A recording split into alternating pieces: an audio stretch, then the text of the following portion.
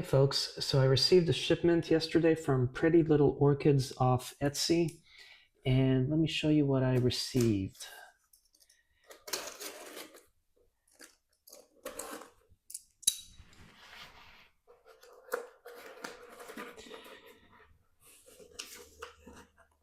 Oh, I'm doing this sideways so I can protect information like addresses, etc.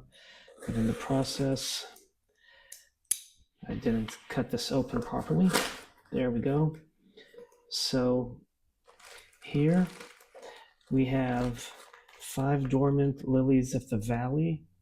I like these flowers, and I had some, and when I bought my first house, I planted them in the ground and they didn't die, but I think at my current place, I have a suitable environment for these, somewhere where I'm wanting ground cover.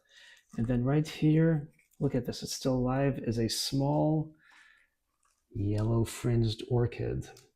I have a Pagonia bog orchid, and it's been doing well in my raised planter with my Venus flytraps. This one gets a lot taller, so it's going to go with my large tub of pitcher plants. So I hope you enjoyed this unboxing video. Thanks for watching and happy planting.